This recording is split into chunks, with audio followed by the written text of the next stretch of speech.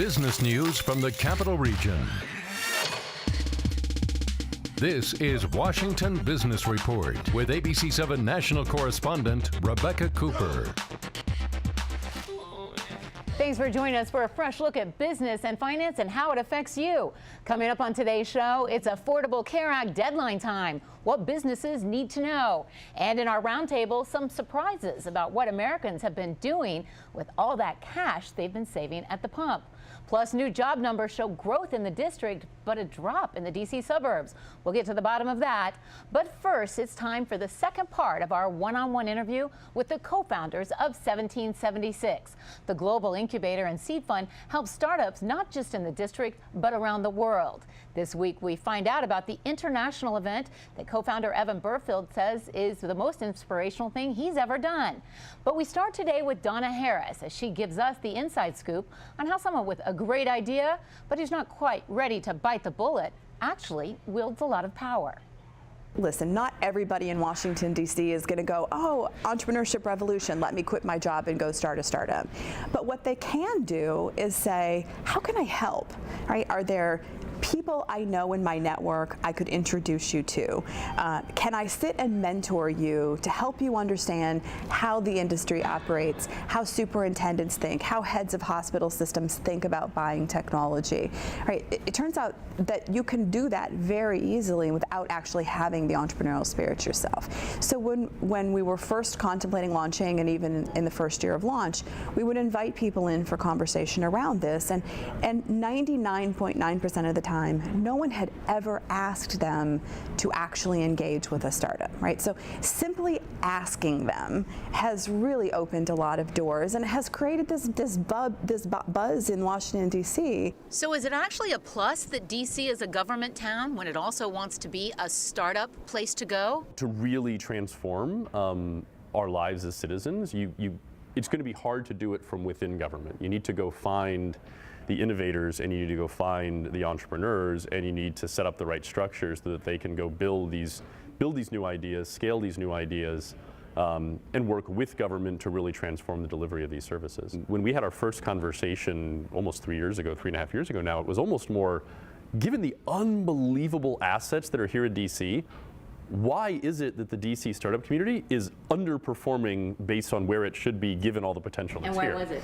Because I think a lot of what Donna said, it's very fragmented. I mean, and inward looking. And so if you were an entrepreneur anywhere in the world, but even here in DC, and you were wanting to do stuff in healthcare, accessing all the resources that DC had to help a healthcare entrepreneur was unbelievably hard.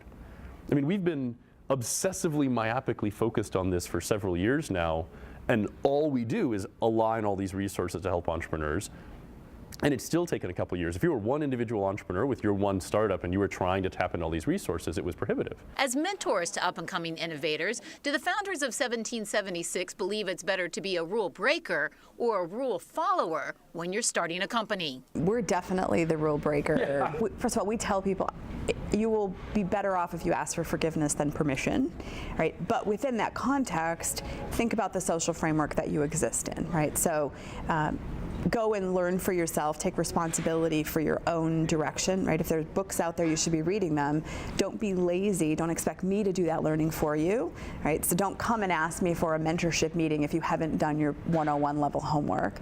And respect the social capital, right? It's about giving and getting. It can't just be about getting. So while we're remarkably interested in helping give you resources and connections, we also expect you to give back to the community. And every single person has something they can give back.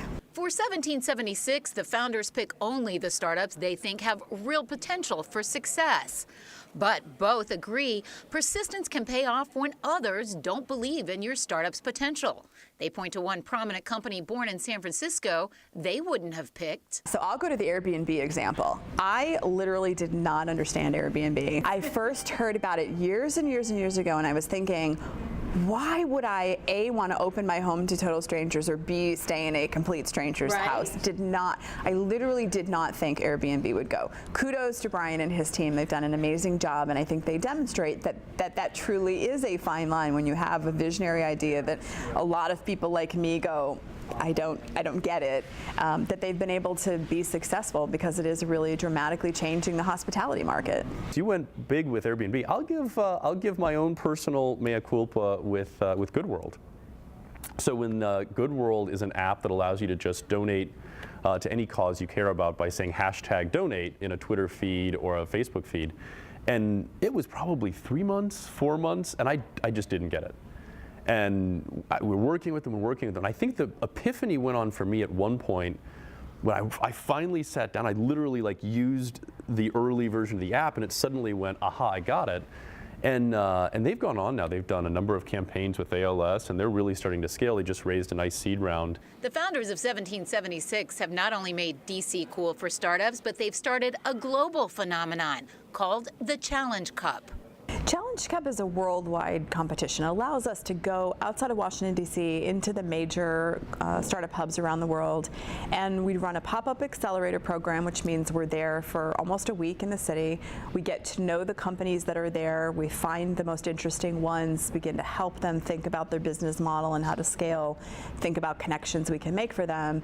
And then it culminates in a competition where we take about 40 companies who are the best within the community and run a competition to find one education company, one energy, one health, and one smart cities company to be named the winner in their city.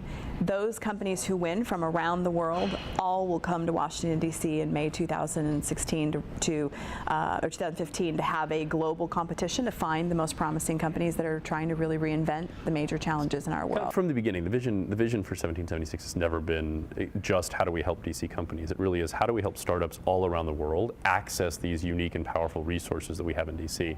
What's been interesting, though, and it became obvious, I think, even halfway through the first year of the Challenge Cup, is that it really is a broader opportunity than that, because we're building a mentor network that now extends to all of these different cities. So we can help a startup here in DC that's going, gosh, I want to see if what I'm building and I'm piloting with maybe MedStar here in the Mid-Atlantic, is that applicable to European healthcare? Well, let's get you on the phone with some experts in the German healthcare system or the NHS in the UK. Why don't you find out? And then conversely, we're finding startups all around the world, and we're finding that it's as much we can maybe help that great drone startup that we met in the smart cities category in Sydney get connected up with resources in San Francisco or resources in New York to help scale. You hear the theme of connections all throughout what it is we're doing, right? So it really comes back to the idea that while capital is the thing that gets a lot of media attention, the things the startups need the most are connections. And we are sitting in the city that has the single largest set of connections. That's the currency our city operates on. It's probably the most inspirational thing I've ever done. I mean, going to all of these different communities. Let's talk about things you might not think about with Sydney and Nairobi, right? So Sydney, Australia is one of the only countries that has actually passed a regulatory framework for commercial drone operations. So you saw a number of startups that were really experimenting with actually using drones in all these sort of science fiction-y ways that you imagine, because you can actually do it in Australia, right? Great example there. With Nairobi, great situation there where there's tremendous opportunities in Africa right now. You have one of the most mature mobile payments networks. We're just catching up with Apple Pay and everything in the U.S. We're just catching up to where Africa's been for a while. Necessity is the mother of invention. Yeah, and you got tremendously interesting educational opportunities there. You've got a rising middle class. And so they're looking at a lot of these problems through a very different lens than you might be if you're hanging out in Palo Alto or Bethesda.